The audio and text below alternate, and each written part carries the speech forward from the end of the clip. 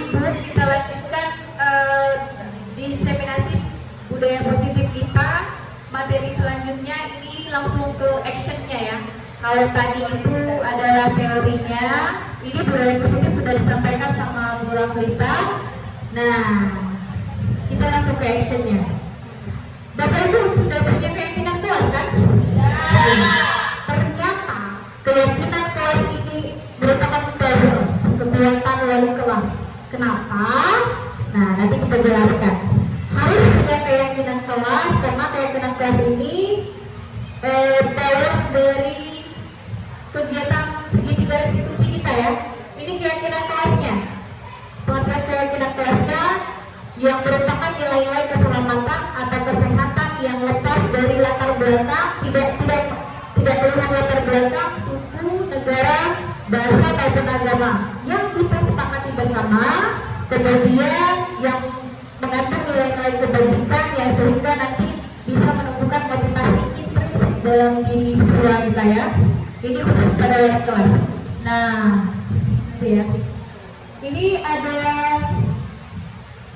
Oke, Bapak Ibu kita langsung ke sini ya.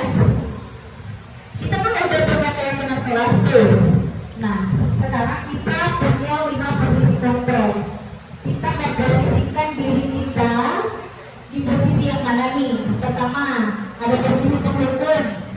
Kedua, ada posisi pembuat merasa bersalah. Ketiga, posisi teman. Dan keempat, pemantau. Dan kelima, manajer. Kita lihat persatu.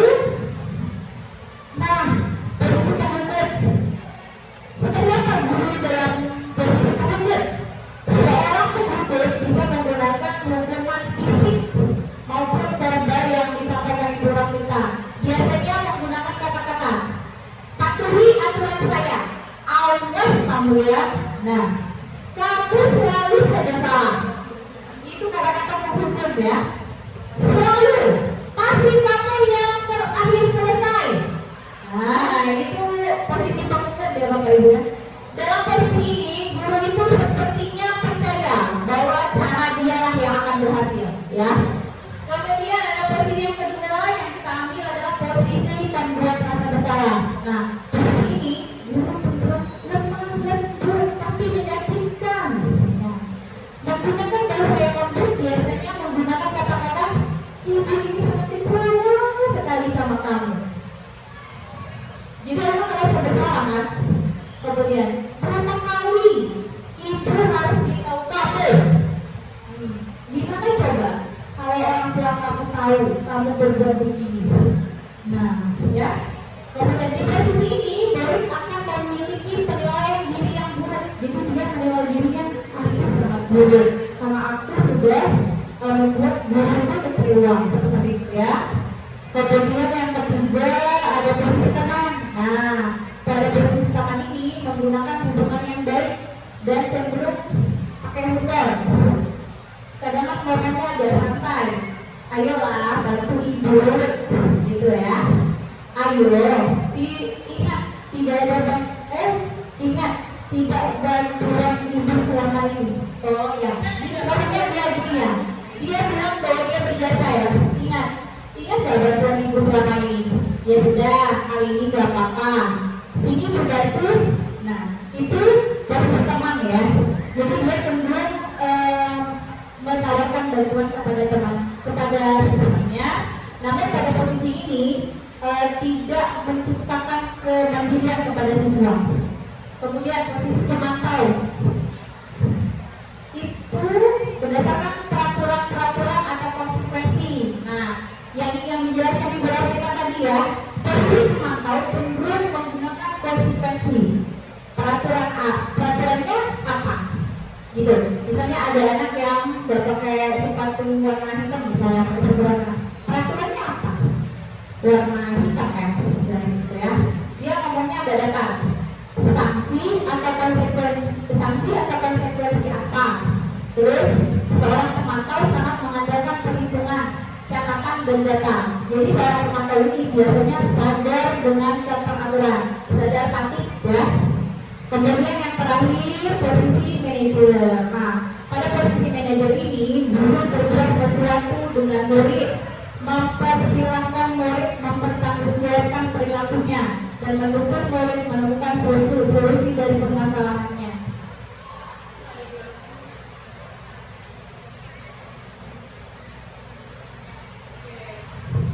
Jadi pada posisi manajer ini artinya memimpin ya.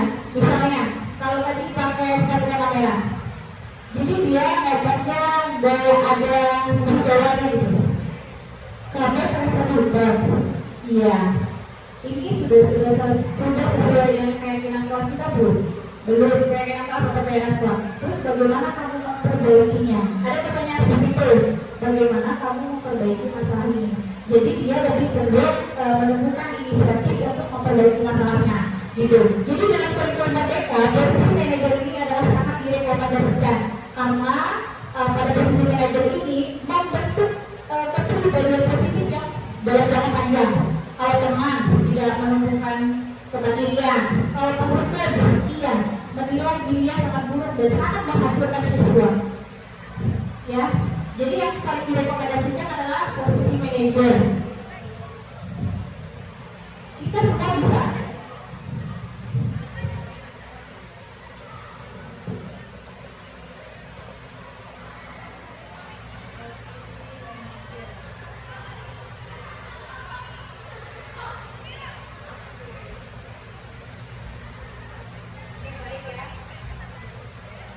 Jadi dalam materi ini kita bisa merefleksikan kita itu sudah seperti guru di posisi yang mana untuk menghadapi siswa kita. Nah, ini untuk posisi ketika siswa melakukan masalah yang agak ringan ya Bapak Ibu ya. Tapi kalau sudah dia dicabut atau lain sebagainya, silakan ke BK saja. Ini untuk hal-hal yang kecil. Kemudian dibantu dengan segitiga restitusi. Coba. Coba kita tebak dulu ya. Yang pertama, saya kecewa sekali dengan kamu. Posisi mana yang berbeda? Yes. Yang merasa bersalah ya, guru yang merasa bersalah. Kemudian yang kedua, kamu tidak pernah benar melakukannya. Yes, betul yang pertama ya. Ayolah, lakukan ini demi itu. Ini ya, udah paham ya. Terus lanjut. Apakah kamu mau mendapatkan stiker bintang hari ini? Tidak ketebak ya, oke. Kamu selalu yang paling terakhir. Ya kayak gitu ya kurang lebih Bapak Ibu ya. Sudah paham posisi mana yang harus kita ambil dalam menghadapi siswa kita. Jadi ada berapa posisi? Pertama,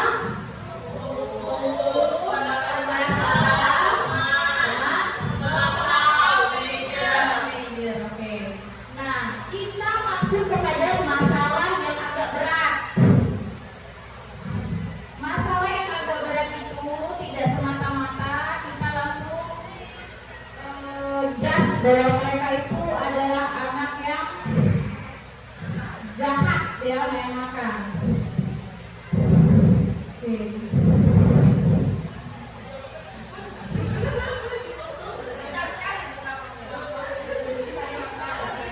Oke ya. Sekarang kita mempelajari sebuah kasus. Jadi saya yakin di sini semuanya sudah mengajarkan kasus pada anak-anak kita ya. Coba video disiapkan video. Nah ini segitiga restitusi namanya Bapak Ibu ya. Kalau ada anak-anak kita di kelas misalnya kita ambil satu kasus yang viral.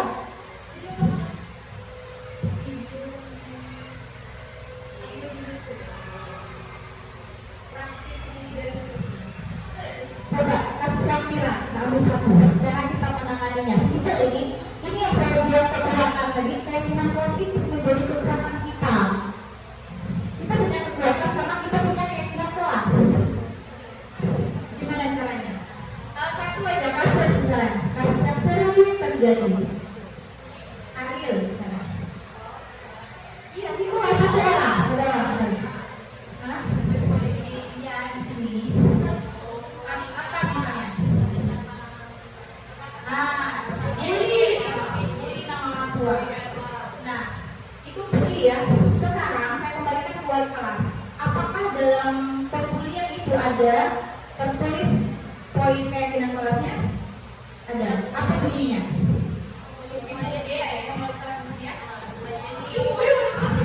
Oh iya. Boleh, puisi boleh, budaya boleh. Apa bunyinya? Keyakinan kelasnya tentang puisi.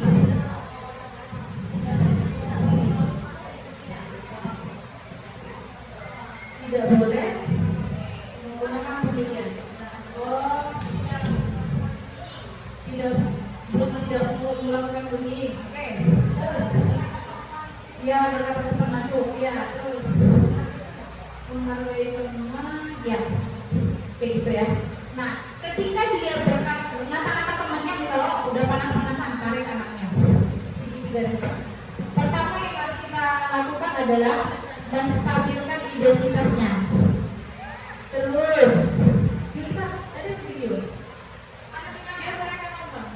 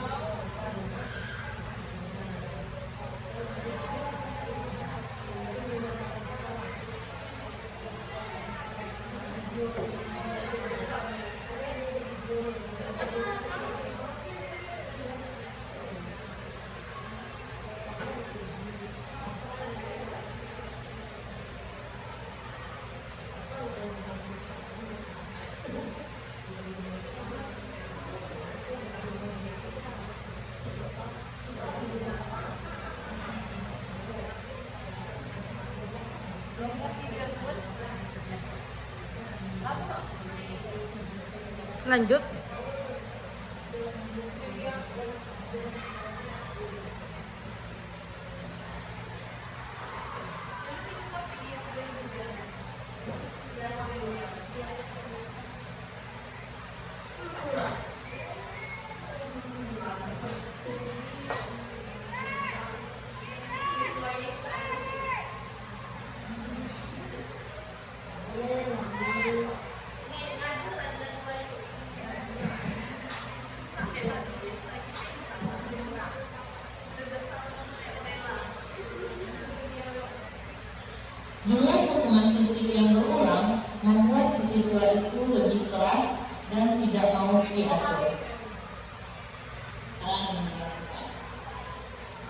Ada sebuah ujian.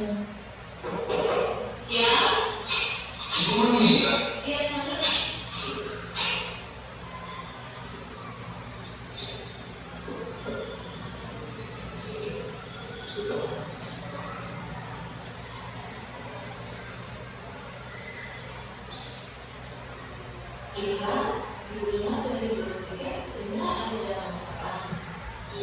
Tinggi walasnya.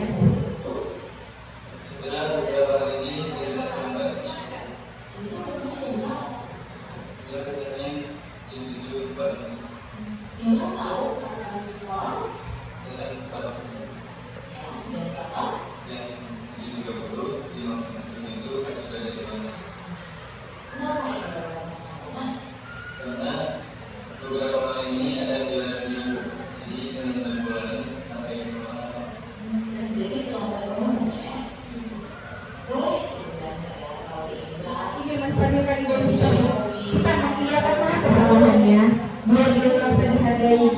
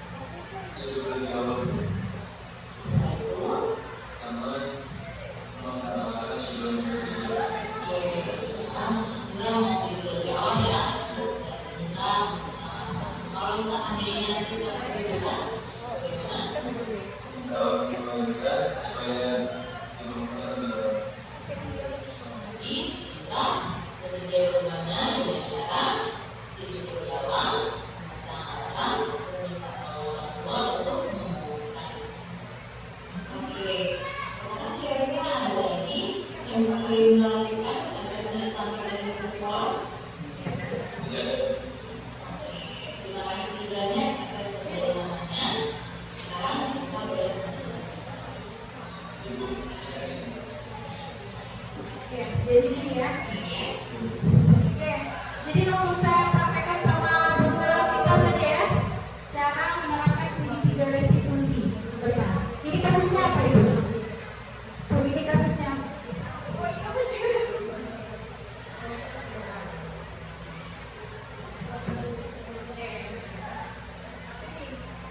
Kasusnya.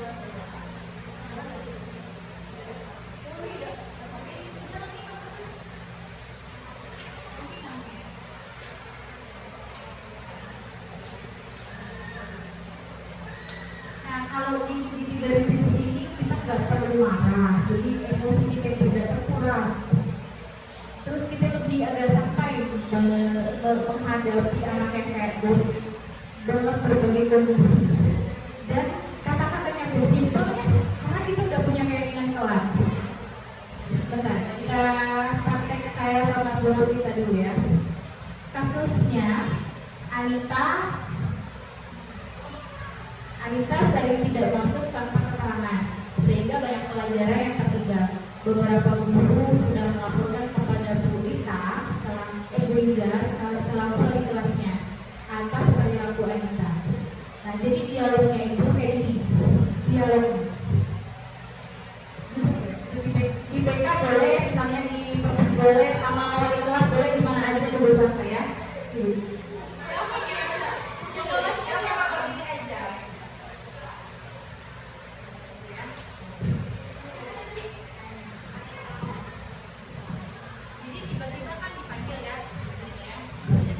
Anita, kamu tahu gak kenapa kamu panggil ke sini? Tanya dulu biar dia paham. Nah, jadi kita akan menjelaskan ini. Dia udah merasa belum? Kita mau lihat dia tuh yang merasa tuh mau kayak kesalahan dia kayak keluar. Jadi biar dia introspeksi dulu. Anita, kamu tahu gak kenapa kamu pagi ini panggil ke sini? Tidak tahu, Maya. Kau tahu gak? Tahu apa enggak? Misalnya kalau anak-anak biasanya nggak sadar diri tuh, kadang ada yang enggak. Ya, gue itu yang enggak. Tipe yang enggak. Nggak tahu, men. Iya, pagi men lewat di depan kelas kamu, men dapat laporan kalau kamu itu bisa masuk sekolah. Benar. Iya, men. Iya kan? Kenapa? Sakit ya? Oh sakit. Iya kan paham. Ya misalnya kalau dia bilang sakit, terus kenapa? Misalnya kita ekspor lagi yuk, katanya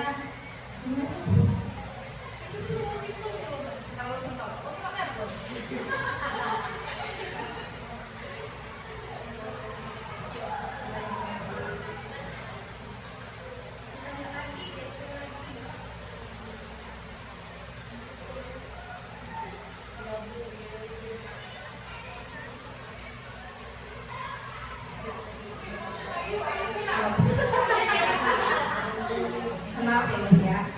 Jadi ya selamat pagi Anita. Ya, bagaimana kabarnya hari ini? Sehat. Dari Anita, ibu mendapatkan laporan dari beberapa guru dan beberapa teman bahwa kamu sering masuk dan sering tidak masuk tanpa keterangan. Iya. Coba bisa kamu menjelaskan kepadanya kenapa hal itu bisa terjadi? Jadi sebenarnya saya itu sakit magnet. Kemarin 4 hari itu kambuh, cuman saya sudah minum obat tapi masih ada rasa sakitnya, jadi saya menunggu. Saya baru sempat mengirim kabarnya.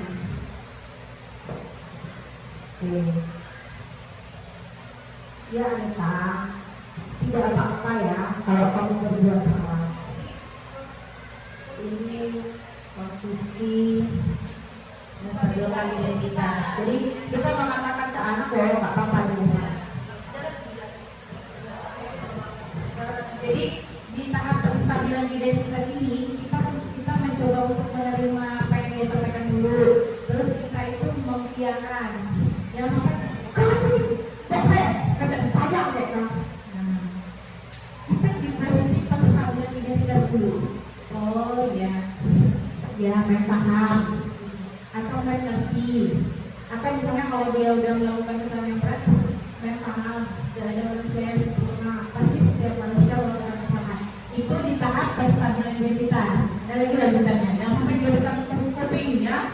Oke, lanjut. Ya Anita, berbuat salah itu tidak apa-apa. Tetapi, apakah kamu menyadari bahwa kamu sedang tetapi apakah kamu menyadari bahwa itu adalah perilaku yang salah? Nah, jadi di validasi tindakan. Oh gitu. Iya tuh saya tahu. Validasi tindakan yang salah. Kamu pasti punya alasan mengapa melakukan itu, Anita. Iya Bu, karena ya langsung saya sakit. Saya nggak bisa untuk memaksa diri datang ke sekolah karena nggak mungkin kan keadaannya. Oke, itu.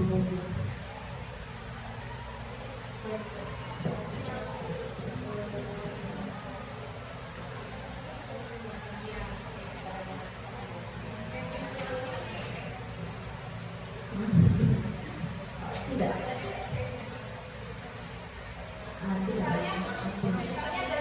Jadi sebenarnya yang itu ada sih. Misalnya dia ada keyakinan kelas apa misalnya datang ke sekolah. Ada sepertinya. Atau apa? Biasanya kan memberi kabar jika tidak masuk. Nah itu kan kesepakatan. Jadi kalau misalnya memang tidak masuk, konsekuensinya adalah tadi apa? Tidak apakah lalu tidak sama guru. Ini nggak boleh. Nah jadi kayak gini bentuknya itu. Jadi kalau ini kasusnya tentang kesehatan ya. Kalau kasusnya itu pelanggaran misalnya apa-apa, jadi kita kembalikan ke keyakinan kelas. Apakah yang kamu lakukan ini sudah sesuai dengan keyakinan kelas yang kita sepakati? Pasti dijawabnya. Coba betul lagi keyakinan kelasnya. Keyakinan kelasnya ini boleh, pasti dia merasa kayak gitu. Jika belum, keyakinan kelas mana yang kamu langgar? Kayak misalnya ada poinnya itu. Makanya kata saya tadi itu adalah perbuatan. Ada keyakinan kelas poin 4 misalnya. Nah sekarang bagaimana kamu memperbaiki masalah ini? Jadi kita menemukan inisiatif mereka sendiri yang memperbaiki masalah ini dan menyelesaikan masalahnya sendiri. Kita tinggal memantau kayak gitu. Jadi menguras energi ya, buat ini ya. Kita nggak menguras energi seperti itu.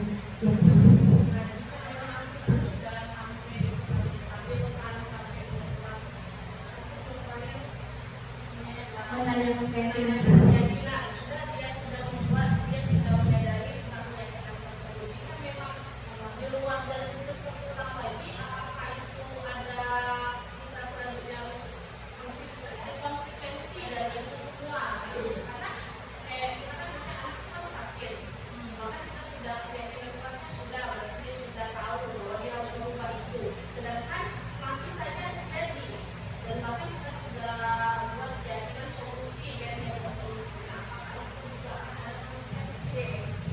Jadi sebatas wali kelas itu gak ada punishment atau reward. Usahakan tidak ada penghargaan atau penghukuman. Jadi kalau misalnya dia melanggar keyakinan, silakan dibalik aja. Kemarin kamu berinisiatif seperti ini, apakah kamu sudah melakukan seperti ini? Itu dalam ranah pengetahuan wali kelas. Kalau misalnya dia melakukan berulang kali, silakan gak apa-apa minta bantuan ke kita, karena di kita beda lagi, ada poinnya kalau kita gitu. Itu ada trik ya. Modul 1.4 ini sudah selesai pemaparannya. Bagi teman-teman yang ada yang mau bertanya atau menanggapi atau yang enggak, boleh silakan dipersilakan. Kalau nggak ada, kita selesaikan.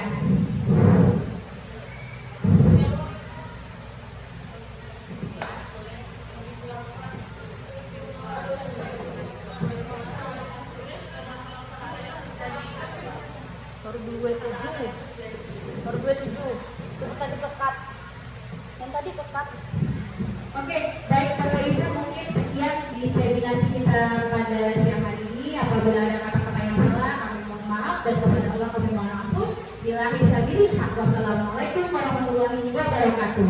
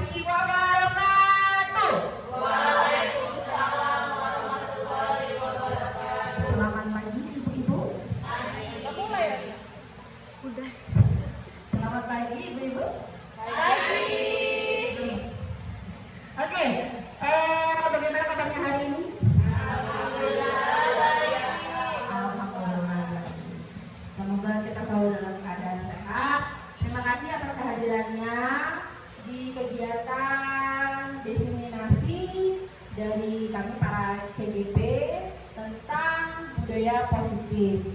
Nah, sebelum kita memulai masuk materi, ada baiknya kita berdoa dulu ya. Baik, berdoa. Saya pimpin menurut agama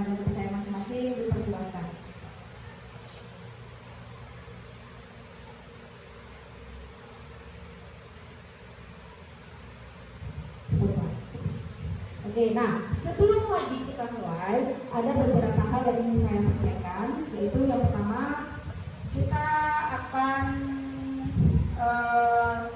membuat keyakinan kelas.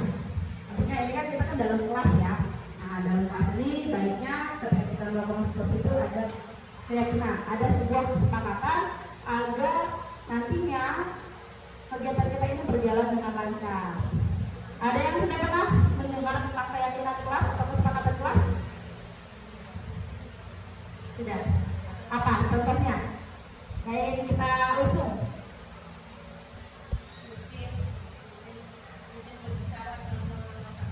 Oke, boleh. Satu, ketika mau berbicara, angkat tangan terlebih dahulu. Boleh. Satu, iya. Oke, izin ketika mau keluar. Lagi. Tidak ribut, menjaga ketenangan. Oke, lagi. Tidak memakai sepatu di dalam kelas. Oke, ada yang pakai sepatu? Tidak ada. Oke, berarti tadi yang pertama izin mau berbicara, sebelum berbicara angkat tangan.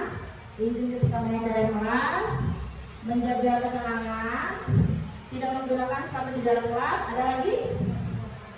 Tidak membuang sampah sembarangan. Terus apa lagi?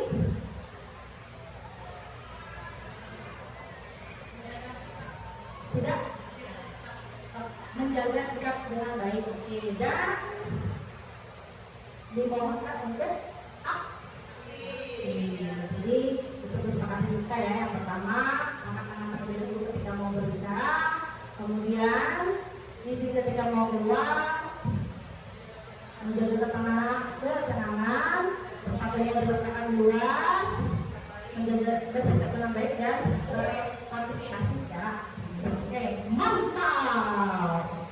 Jadi artinya apa? Selain ke siswa, kita juga harus mengaplikasikannya di dalam setiap kegiatan kita.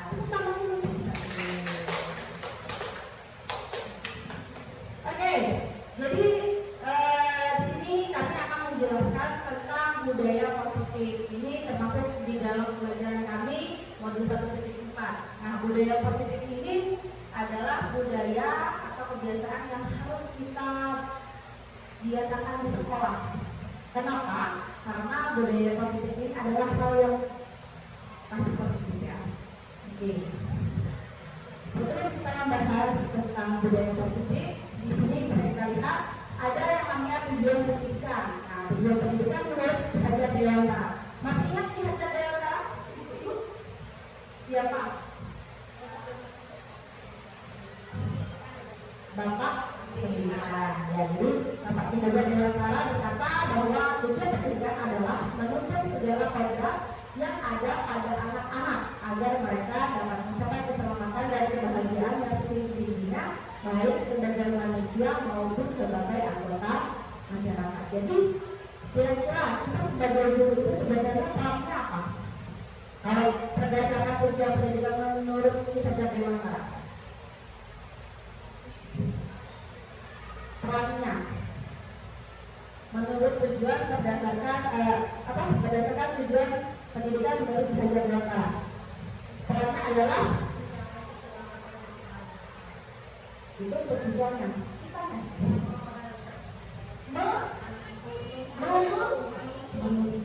Jadi kita sebagai seorang guru baiknya menuntut anak-anak itu untuk agar mereka bisa mencapai keselamatan dan kebahagiaan. Dengan cara apa? Kalau kita di dunia konseling ada yang namanya tugas perkembangan. Nah, ketika tugas-tugas perkembangan itu tercapai, mereka bisa mencapai keselamatan dan kebahagiaan. Nah, kalau dari bapak ibu dari ibu-ibu yang lain, capaiannya apa?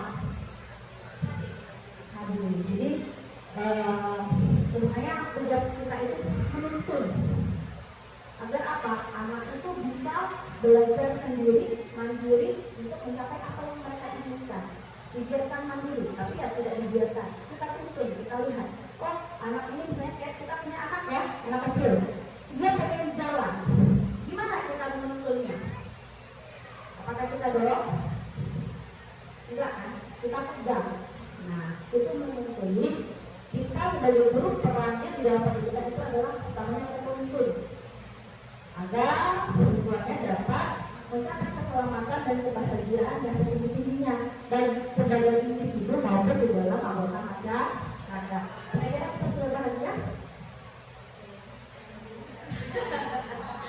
Alhamdulillah, walaupun bahagia kita beda-beda ya, nggak apa-apa. Yang namanya bahagia itu kita ciptakan sendiri. Orang lain itu hanya melihat, hanya mengomentari. Oke, masuk ke budaya positif. Nah, di sini budaya positif itu adalah nilai dan kebiasaan di sekolah yang berpihak kepada murid agar mereka dapat berkembang menjadi pribadi yang kritis, penuh hormat dan bertanggung jawab sesuai dengan profil pelajar Pancasila. Karena kita kan sekarang sudah mengusung dan mengimplementasikan kurikulum merdeka ya. Kurikulum merdeka itu yang diusungkan adalah merdeka, bahagia. Nah, makanya kenapa budaya positif itu harus ada di dalam sekolah, karena di dalamnya terdapat nilai dan kebiasaan. Benar nggak? Anak-anak kalau tidak dibiasakan salah, apakah mereka akan salah? Tidak. Jadi budaya positif itu kebiasaan. Bagaimana kita menciptakan kebiasaan-kebiasaan yang baik agar anak-anak itu sampai nantinya walaupun tidak sekolah lagi mereka tetap menerapkannya. Gimana? Dengan cara yang berpihak kepada murid. Nah, berpihak kepada murid itu seperti apa kira-kira?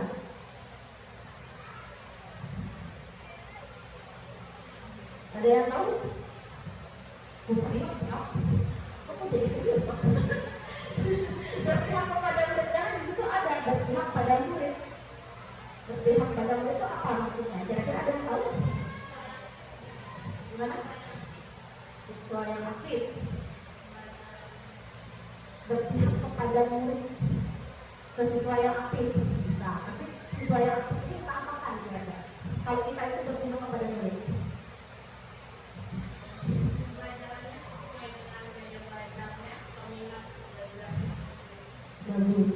Pembelajarannya disesuaikan dengan gaya belajar, benar. Disesuaikan dengan kodrat alam dan kodrat zaman. Apakah sama zaman kita dengan zaman anak-anak? Tidak. Karena itu kenapa kita sekarang capek nggak sih sebenarnya pakai media seperti ini? Ada nggak capeknya? Ada. Kita harus bertapa-tapa. Tapi kalau kita tidak seperti itu, bisa nggak kita masuk ke anak-anak? Sulit. Akan ada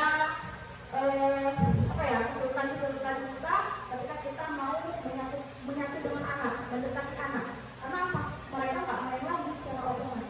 Mereka lebih ke digital teknologi. Kalau kita suruh, nak tulis, mau nggak mereka mudah? Susah. Nak bikin video, mau kan? Nah, artinya apa? Kita harus berpihak kepada murid dengan melihat kodrat alam dan kodrat zaman. Kodrat alamnya seperti apa? Bagaimana karakteristik anak? Anak zaman sekarang gimana karakteristiknya? Apakah sama dengan kita? Beda. Kalau kita dulu pulang-pulang laporan sama orang tua ditabrak guru, tapi kalau anak zaman sekarang, apakah bisa kita menggunakan kekerasan? Tidak. Jadi kita harus memahami mereka, karakternya seperti apa, gayanya seperti apa, sehingga kita bisa mewujudkan budaya positif yang ada di sekolah. Maka pada duduk belajar, belajar. Rasanya itu susah, sulit. Ada, mengemosikan anak macam mana?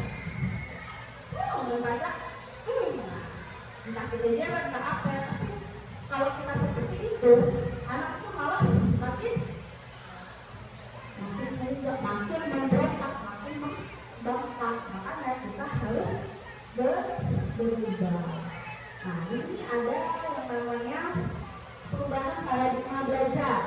Dalam membangun budaya positif, sekolah dapat menyediakan lingkungan yang positif, aman dan nyaman agar siswa mampu berpikir, bertindak dan mencipta dengan merdeka, mandiri dan bertanggung jawab.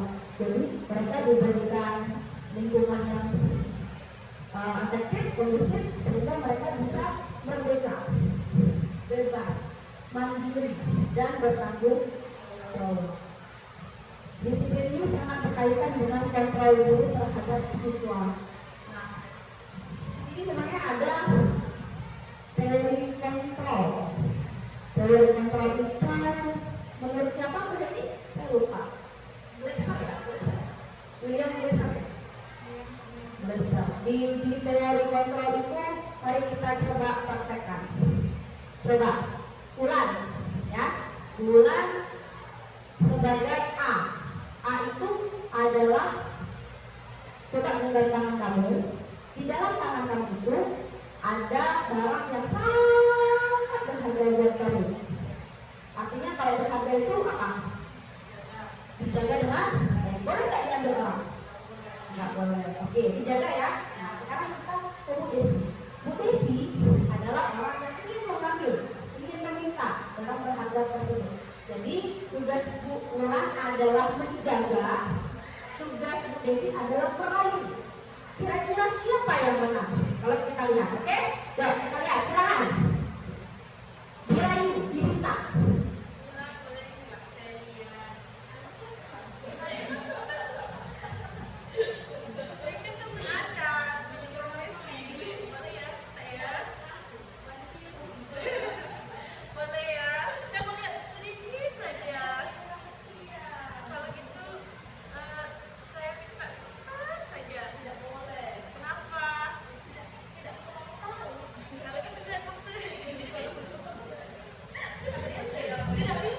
Oke, berhasil? Tidak. Siapa yang punya kontrol kira-kira? Ulan. Artinya apa? Ulan punya kontrol. Dia menjaga apa yang dia punya. Jadi, Desi minta, merayu. Apakah terpengaruh? Tidak. Kontrol ini siapa tadi? Di Ulan. Artinya apa? Yang bisa mengontrol diri kita sendiri itu adalah diri kita. Orang lain itu nggak bisa. Jadi, ketika kita jadi seorang guru, mau mengontrol anak, apakah bisa? Tidak. Kita hanya menuntut. Jadi, ketika kita mengontrol, kita nggak bisa.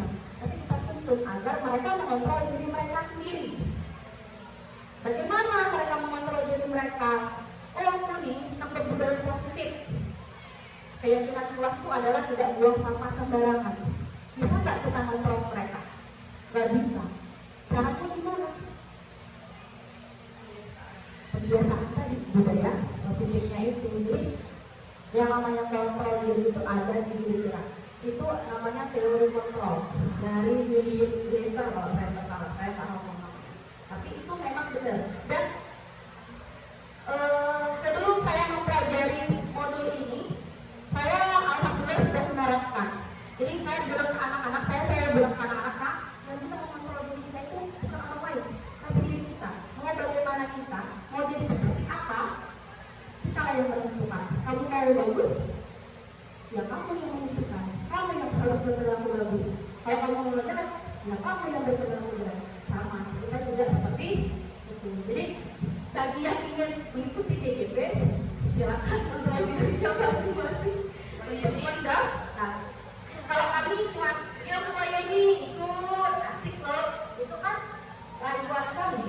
Nah, kontrolnya kan tetap dari pegawai kita. Memang pegawai tidak mau, tidak apa-apa.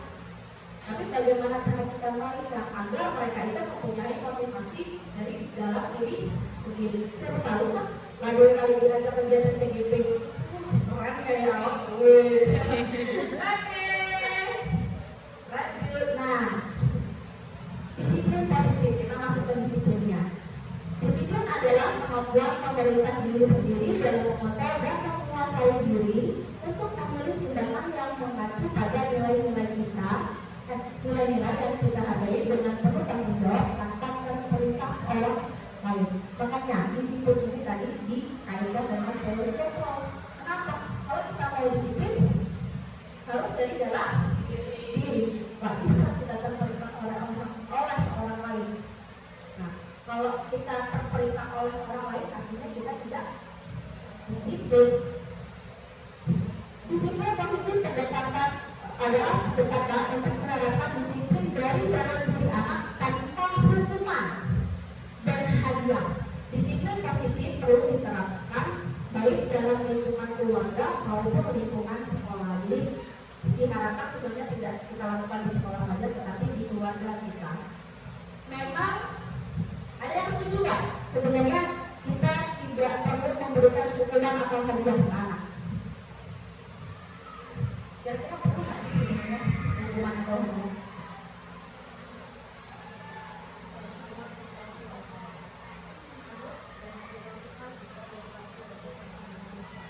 Sanksi itu apa bedanya dengan hukuman?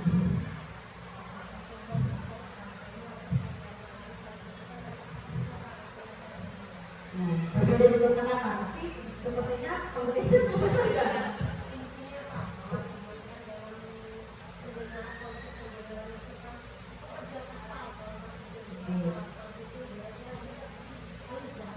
Jadi harus bahas. Kalau pertama sanksinya adalah pungut sampah. Hukumannya adalah pungut sampah. Pernah nggak ibu-ibu mengingat bahwa siapa ya waktu itu bilang ya, kita kalau saya nggak salah, kita itu berarti memberikan apresiasi kepada anak. Enggak, dan ternyata saya temukan di sini. Kenapa tidak perlu diberikan apresiasi sebenarnya? Bukan tidak gimana ya? Apresiasi itu kalau dari anak perlu, ya. Tapi kadang-kadang itu yang menjebak anak. Karena apa? Ada nilai selanjutnya. Nah, jadi disiplin positif itu ada beberapa hal yang bisa kita lakukan dalam menerapkannya. Di sini ada motivasi perilaku manusia. Jadi disiplin positif itu dijalankan oleh anak atau kita jalankan dengan bisa menggunakan beberapa cara. Yang pertama ini ada motivasi perilaku manusia.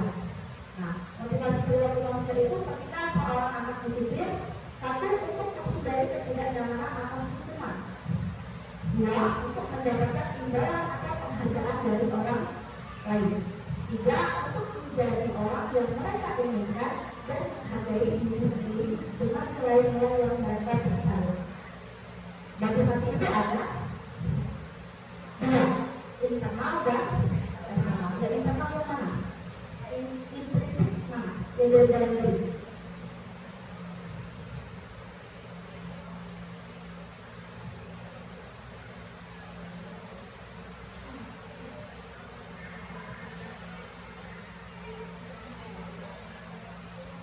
Dari dalam diri.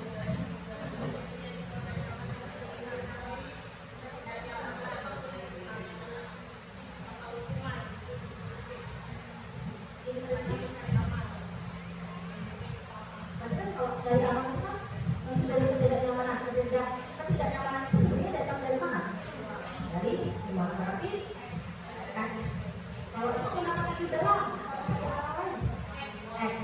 Kalau untuk menjadi orang yang mereka inginkan, ini kan kalau yang menjadi orang yang mereka inginkan, artinya kan kita yang pengen, ya nggak? Jadi yang intrinsiknya ada yang paling nyata, nah ekstrinsiknya ada yang luar diri. Untuk menghindari kenyamanan, ini adalah tingkat terendah dari motivasi perilaku manusia. Jadi ketika kita berperilaku seperti ini adalah motivasi terendah kita. Kita melakukan sesuatu itu bukan karena kita yang mau, tapi karena orang lain. Misalnya, anak kita kan banyak yang rambutnya tetap mengingatkan walau. Nah, kan kita suruh potong, ya nggak? Kira-kira kalau ketika mereka memotong itu, ketika sudah kita suruh, intrinsik atau X, itu untuk apa? Kira-kira bisa nggak untuk menghindari kenyamanan, ketidaknyamanan atau lingkungan? Bisa kan? Kalau seperti itu, kalau mereka kita suruh, ada yang takut, disiplin, tapi itu bukan dari dalam diri. Jadi mereka kalau motivasinya ya itu motivasi terendah mereka, bukan yang paling tinggi. Biasanya orang yang motivasinya perilakunya untuk menghindari hukuman atau ketidaknyamanan akan bertanya, apa yang akan terjadi apabila saya tidak melakukannya? Sebenarnya Artinya mereka sedang menghindari permasalahan yang mungkin muncul dan berpengaruh pada mereka secara fisik, psikologis maupun tidak terpenuhi kebutuhan mereka bila mereka tidak melakukan kegiatan tersebut. Nah, motivasi ini bersifat eksternal. Jadi artinya mereka tuh pikir, oh berarti kalau udah dia bakalan ambil, bakalan kena hukum. Jadi mereka menghindari hukuman sehingga mereka tetap ambil. Kemudian mendapatkan imbalan atau penghargaan dari orang lain. Kamu minta di atas motivasi pertama. Di sini orang berperilaku untuk mendapatkan imbalan atau penghargaan dari orang lain. Orang dengan motivasi ini akan bertanya, apa yang akan saya dapatkan apabila saya melakukannya? Mereka melakukan sebuah tindakan untuk mendapatkan pujian dari orang lain yang menurut mereka penting dan mereka letakkan dalam dunia berkreativitas mereka. Mereka tidak melakukan sesuatu untuk mendapatkan hadiah, pengakuan atau imbalan. Kira-kira kalau anak yang sudah terbiasa melakukan sesuatu karena hadiah, nah, tapi kan tidak diberikan hadiah, apa yang akan terjadi? Males. Nah, artinya apa? Ketika motivasi itu datangnya dari luar, itu tidak menjadi sebuah kebiasaan. Makanya kenapa film Merdeka ini apresiasi terhadap anak itu tidak dilakukan, karena itu tidak membuat anak biasa. Nah, kita memberikan motivasinya lebih baik untuk mereka mengembangkan motivasi ini spesifik tadi untuk menjadi orang yang mereka inginkan dan percaya diri sendiri dengan yang mereka percaya. Bikin mereka percaya kalau kamu rambutnya rapi, kamu akan terlihat ganteng. Kalau kamu pakaian yang rapi, kamu akan terlihat cantik. Jadi mereka percaya, oh ketika saya berperilaku seperti itu, karena diri saya akan terlihat baik. Tapi kalau kita suruh masukin baju, dipanggil lagi suara benar tak kira-kira? Benar tak? Jadi memang keren materi di sini, benar tak? Memang keren, karena ini memang penting untuk kita. Karena apa? Karena pembelajaran anak sekarang itu memang terasa berat dari kita, karena apa, kita ternyata kurang menyelam, kurang mendalami ilmu yang harusnya kita pakai. Sebenarnya kita punya pelajaran itu rumahnya ya. Kita dapat di rumahnya. Jadi kenapa kita baru mungkin kita tidak mengulik apa yang harusnya kita beri tentang pendidikan, karena selama ini ya bisa kita lihat lah, kalau ibu-ibu yang tidak senior kadang-kadang kan masuk ngajar keluar, mungkin mau ngasih materi juga ada.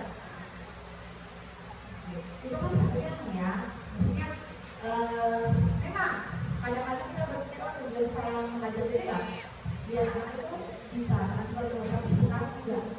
Banyak tugas guru yang harus kita laksanakan sehingga sehingga kita itu bisa memberikan pembelajaran yang bermakna. Dan sebenarnya dari kaidah guru yang karakter ya, sebenarnya hampir sama aja. Cuma mungkin kalau sekarang bahasanya itu lebih dimunculkan, lebih disederhanakan biar kita itu lebih paham. Jadi kadang-kadang kita itu sudah pernah melakukan, tapi kita tidak tahu namanya. Kayak tadi, yang kedua tadi, maksudnya kita kontrol diri, teori kontrol. Pasti ibu-ibu sudah melakukan. Nah, ini untuk kamu, bukan untuk ibu. Itu kan teori kontrol. Kita mengatakan kepada anak yang bisa intinya itu untuk hal yang mesti. Kalau anak berubah, dari siapa? Dari diri sendiri kan? Nah, itu kan teori kontrol. Kita tahu nggak namanya selama ini? Juga kita menjalani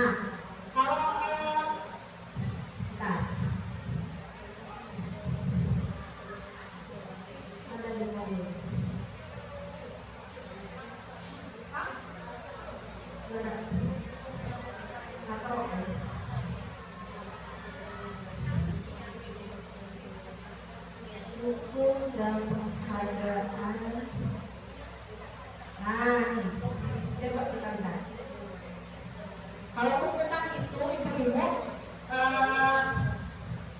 secara terjadinya itu secara mendadak biasanya.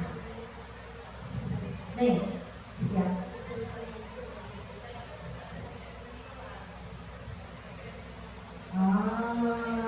Melanggar keyakinan sholat artinya tidak. Melanggar keyakinan sholat artinya itu.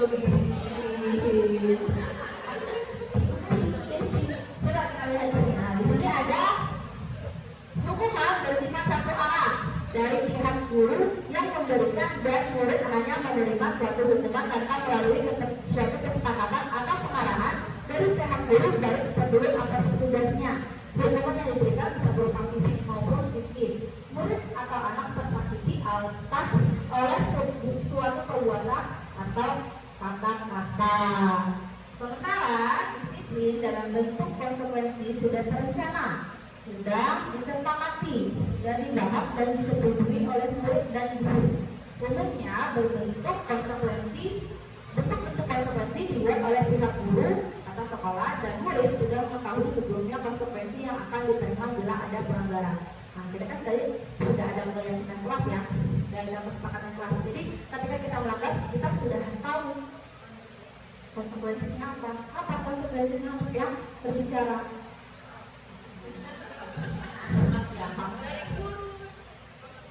Ya, sebenarnya itu juga bisa menjadi kesepakatan bersama tadi.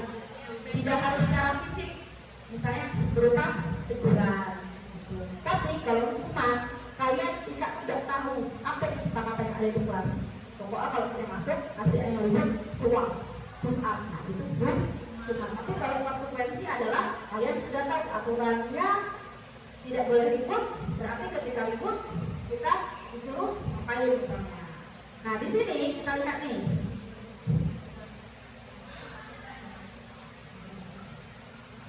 Kita main tebak-tebakan. Hukuman atau konsekuensi. Tindakan guru mencatat 100 kali di dalam buku kalimat. Saya tidak akan terlambat lagi karena terlambat ke sekolah. Itu kira-kira hukuman atau konsekuensi? Hukuman. Oke, pintar. Lari mengelilingi lapangan basket 2 kali karena terlambat hadir di sekolah. Hukuman. Membersihkan catatan yang dibuatnya di meja tulis. Dan karena apa? Itu atas jabatan dia dan pastinya sudah ada kesepakatan. Kalau misalnya kita buatkan bentuk hukuman ketika dia membuat tulisan di meja tulis apa? Kalau bentuk hukumannya apa? Kalau hukuman, nah bisa bentuk tapi ini kan bentuknya konsekuensi, artinya dia harus menghapus. Murid diminta untuk up 15 kali karena tidak menggunakan masker ke sekolah. Membersihkan kertas tugas teman yang telah dicoret-coret. Berjumpa di lapangan basket pukul 12 siang karena ngobrol dengan teman. Murid diminta bertelanjang kaki sepanjang hari karena tidak menggunakan sepatu warna hitam sesuai peraturan sekolah.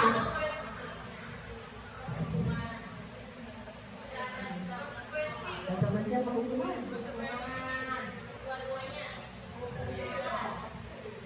Mengerti tidak? Hukuman itu kan ada.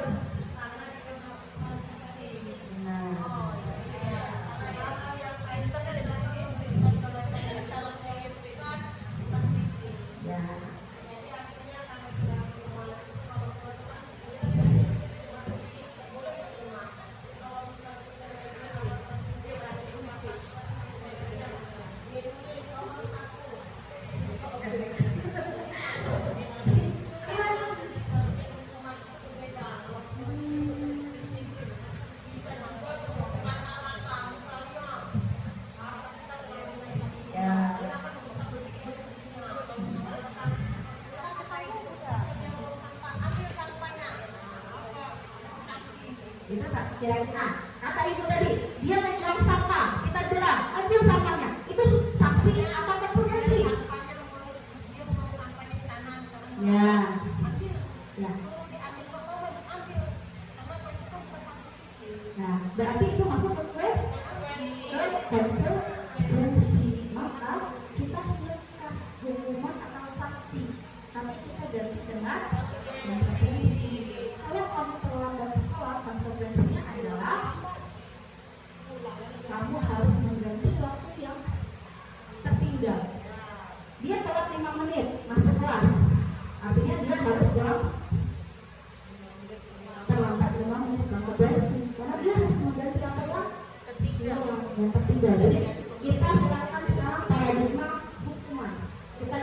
konsekuensi.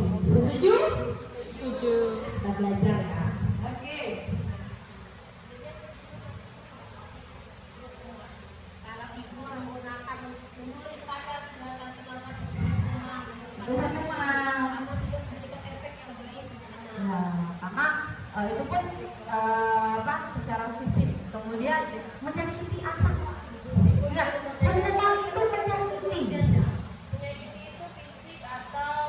Bisa fisik, bisa non fisik, bisa fisik, bisa psikis. Dari kata-kata juga iya. Iya.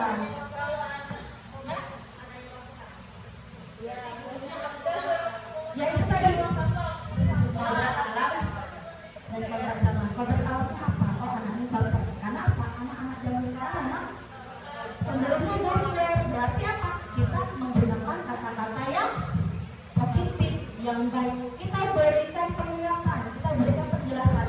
Nah, kalau kamu buang sampah sembarangan, konsekuensinya adalah kamu harus mengambil sampah tersebut, karena kalau kamu tidak mengambil maka akan membuat halaman kita tidak indah. Nah, jadi kita mencoba motivasi dari dalam dirinya, tidak menghukum, tidak menyakiti, secara verbal dan verbal.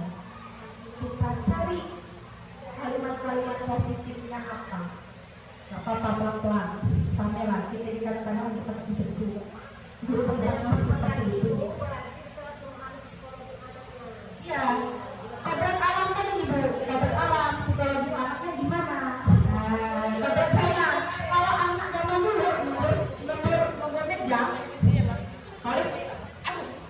kalau anak zaman sekarang nomor meja di video, garang-garang kaki, kakinya sakit, anak zaman sekarang, udah.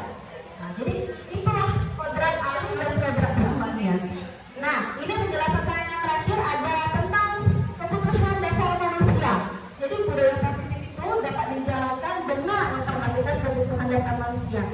Jadi ada 5 kebutuhan dasar manusia yang harusnya terpenuhi agar kita sebagai manusia itu bisa menjalankan kehidupan dengan baik. Yang pertama, kebutuhan dasarnya bertahan hidup. Yang seperti apa Kak itu? Kita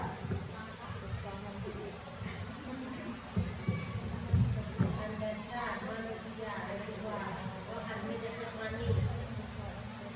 Penguasaan kebutuhan rohani dulu. Fisiologi. Kasih sayang yang penting. Kasih sayang yang enggak. Kasih sayang itu rasa aman. Curhat.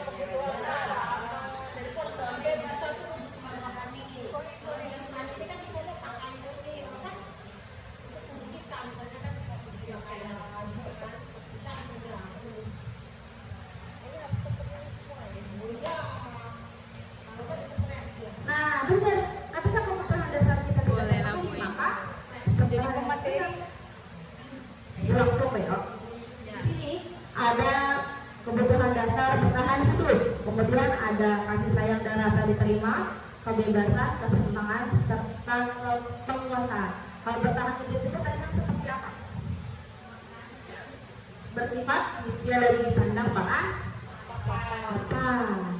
Kalau kasih sayang dan rasa diterima, ya, kemudian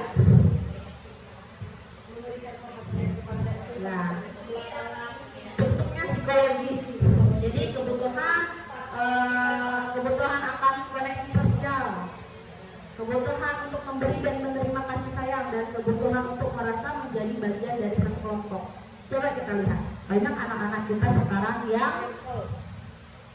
punya circle atau bahkan tidak ada yang tidak punya circle. Kalau yang dia punya circle itu dia punya kebutuhan dasar tentang kasih sayang dan rasa diterimanya itu terpenuhi. Tapi bagaimana kalau anak-anaknya tidak terpenuhi tadi? Akan tidak. Kira-kira berpengaruh nggak ke pembelajarannya? Tidak ada dukungan sosial, mau kerja kelompok susah. Balik lagi, tugas siapa yang menuntut? Kemudian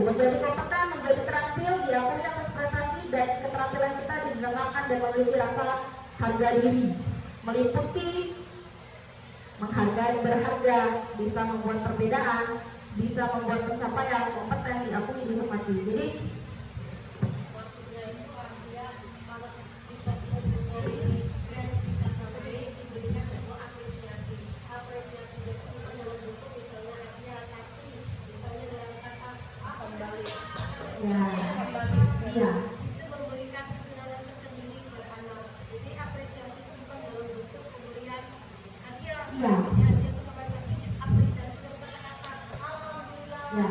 si A ini sudah bisa menjawab. Jadi kenapa sebenarnya apresiasi itu sebaiknya dihindari? Karena apresiasi itu kebanyakan orang cenderung ke arah hadiah berbentuk fisik, entah itu diberi permen, apakah itu diberi coklat. Nah, gitu.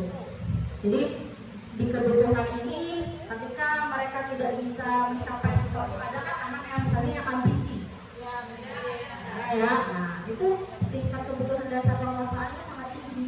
Ketika mereka tidak dapat mencapainya, ingat tidak? Tujuh apa? Tujuh ini apa tujuan? Ya, nah itu tidak menang. Nah ini Tujuan. tidak menang. Nah itu artinya kebutuhan pembahasannya tidak terpenuhi. Ada kebutuhan kebebasan. Anak-anak kita banyak sekali. Pengennya bebas keluar kelas. Kalau nggak keluar kelas mereka berisik. Nah, terus ada kebutuhan kesenangan untuk merasa senang, mau main, mau tertawa. Nah, jadi ketika kebutuhan dasar manusia ini tidak terpenuhi salah satu saja, maka kehidupan itu akan menjadi tidak baik. Coba bapak ibu, duit itu menyenangkan. Kebutuhan dasar juga kok untuk bertahan hidup. Kalau tidak terpenuhi, bagaimana? Stres. Semangat tak begawe? Anak kayak gitu. Jadi ya walaupun bisa selalu berbentuk materi ya, tapi kita bisa menggantikannya. Misalnya ada anak yang suka caper, artinya apa? Dia memang mungkin di rumahnya kurang perhatian, karena ketika di sekolah dia cari perhatian sama mungkin ya kita agak ringan kadang-kadang, tapi kalau misalnya kita perhatiin apa sih pengennya, apa sih tujuan dia seperti itu sebenarnya? Oh ternyata dia kurang terpenuhinya, tidak terpenuhinya kebutuhan kasih sayang dan rasa diterima tadi. Tapi lah dari tunang semua ada lagi kan, ada perhatian pegang-pegang. Oke, kira-kira ada pertanyaan dari kebutuhan dasar manusia yang 5 ini? Aman ya? Oke, kalau begitu kita lanjutkan ke Ibu Heni. Berapa jam aku mau wasit kamu? Jam. Oke. Dilanjutkan oleh Ibu Heni ya. Enggak sama.